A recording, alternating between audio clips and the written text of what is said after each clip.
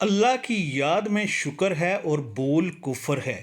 اعوذ باللہ من الشیطان الرجیم، بسم اللہ الرحمن الرحیم۔ ترجمہ ہے، سو تم مجھے یاد کرو، میں تمہیں یاد کیا کروں گا، اور میرے احسان مانتے رہنا اور ناشکری نہ کرنا۔ سورہ بقرہ میں ہے۔ تفسیر اس کی ہے، حضرت موسیٰ علیہ السلام اللہ رب العزت سے عرض کرتے ہیں کہ اے اللہ، تیرے شکر کس طرح کروں؟ ارشاد ہوتا ہے، مجھے یاد رکھو، بھولو نہیں، یاد شکر ہے اور بھول کفر ہے۔ حسن بصری وغیرہ کا قول ہے کہ اللہ کی یاد کرنے والے کو اللہ بھی یاد کرتا ہے، اس کا شکر کرنے والے کو وہ زیادہ دیتا ہے اور ناشکرے کو عذاب کرتا ہے۔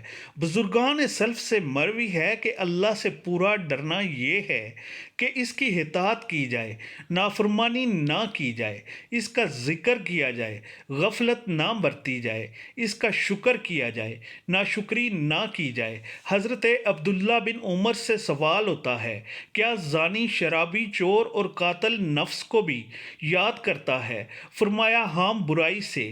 حسن بصری فرماتے ہیں، مجھے یاد کرو یعنی میرے ضروری حکام بجا لاؤ، میں تمہیں یاد کروں گا یعنی اپنی نعمتیں عطا فرماؤں گا۔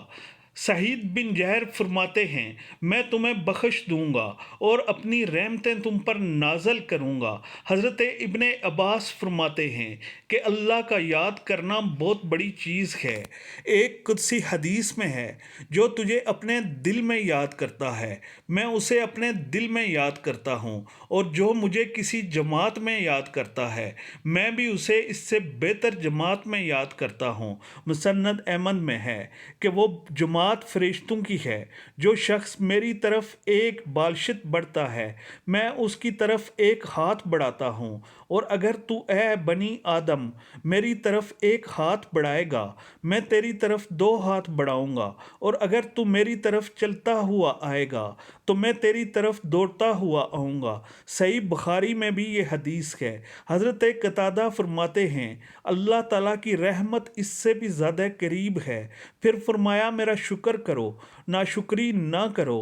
اور یہ آیات یعنی تیرے رب کی طرف سے عام آگاہی ہے کہ اگر تم شکر کرو گے تو میں تمہیں برکت دوں گا، اور اگر ناشکری کرو گے تو یاد رکھنا میرا عذاب سخت ہے۔